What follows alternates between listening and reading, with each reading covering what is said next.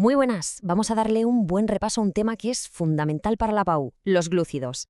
Sé que a veces puede parecer un poco denso, pero nada de eso. Vamos a ir paso a paso, desmenuzando los conceptos clave. El objetivo es que cuando acabemos lo tengáis todo clarísimo para abordarlo en el examen. Para empezar, la pregunta del millón. ¿Por qué son tan importantes? Pues porque son como la navaja suiza de la biología. Cumplen tres funciones vitales. Tres. Por un lado, son nuestro combustible, la gasolina rápida que queman las células para funcionar. Por otro, son los ladrillos que construyen cosas súper importantes, como la celulosa que hace que las plantas se mantengan firmes. Y por si fuera poco, también son nuestra despensa de energía, como el almidón en las patatas o el glucógeno que guardamos en los músculos. Este es nuestro plan de ataque para dominar los glúcidos. Primero, veremos qué son exactamente. Luego, nos metemos con sus piezas más pequeñas, los monosacáridos. Después, cómo se pegan entre sí para formar cosas más grandes y, para rematar, un repaso final con lo que sí o sí hay que saber para la PAU. Venga, pues vamos al lío. Empezamos por la química pura y dura. Para entender qué es un glúcido, tenemos que mirar su esqueleto, su estructura más básica. A ver, la definición del libro, la que hay que saberse, es esta. Un glúcido es un polialcohol. ¿Y eso qué significa? Pues que tiene un montón de grupos hidroxilo, de grupos menos OH. Y además tiene un grupo carbonilo, que es ese carbono unido por un doble enlace a un oxígeno. Esta mezcla es precisamente lo que los hace tan especiales. Y ojo, que aquí llega la primera gran división. Todo gira en torno a dónde está colocado ese grupo carbonilo. Si está en un extremo de la molécula, ¡pum!, tenemos un aldehído y el azúcar es una aldosa. Pero si está en medio, es una acetona y el azúcar es una cetosa.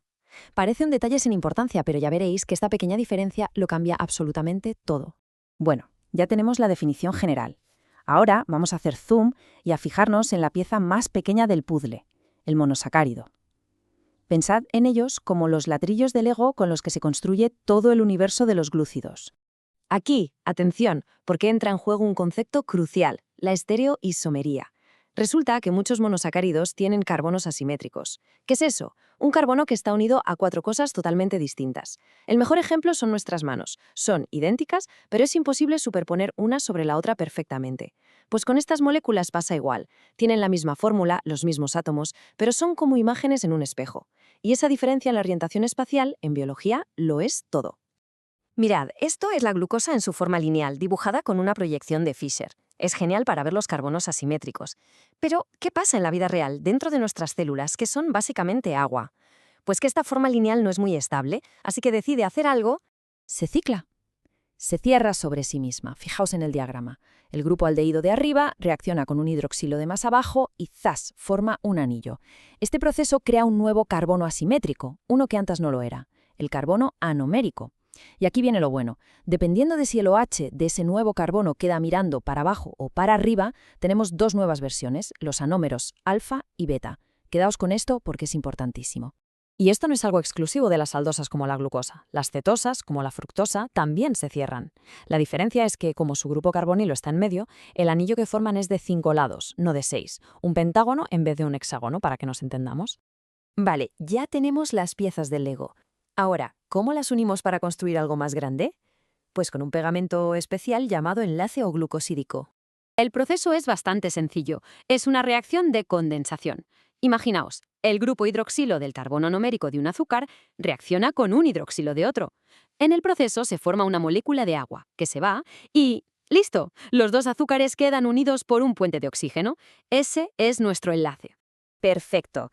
En el momento en que empezamos a unir monosacáridos con este enlace, ya estamos hablando de óxidos, o lo que es lo mismo, los glúcidos complejos. Y aquí la clasificación es fácil, todo depende del tamaño de la cadena. Si juntamos de 2 a 10 unidades, tenemos un oligosacárido. Si juntamos más de 10, ya es un polisacárido. Para lo que nos interesa de cara al examen, nos vamos a centrar sobre todo en los grandes, en los polisacáridos. Esta tabla que veis ahora mismo es oro puro, de verdad. Fijaos en la jugada. Por un lado, almidón y glucógeno. Su misión, almacenar energía. ¿Qué enlace usan? El alfa. Este enlace hace que la molécula se enrosque como un muelle y así ocupa poco espacio, ideal para almacenar. Por otro lado, la celulosa y la quitina. Su misión, ser el esqueleto, dar estructura. ¿Qué enlace usan? El beta. Este enlace crea cadenas súper rectas y rígidas que se apilan formando fibras muy resistentes. La conclusión es la idea más importante del tema. El tipo de enlace define la forma de la molécula y la forma define para qué sirve. Venga, recta final. Vamos a concentrar todo lo que hemos visto en 3 ideas clave, 3 titulares que hay que llevarse tatuados al examen. Idea número 1, la definición. ¿Qué es un glúcido? Es un polialcohol que tiene además un grupo carbonilo. Y ese carbonilo puede ser o un aldehído o una acetona. Punto. No hay más. Idea número 2. ¿Cómo se unen?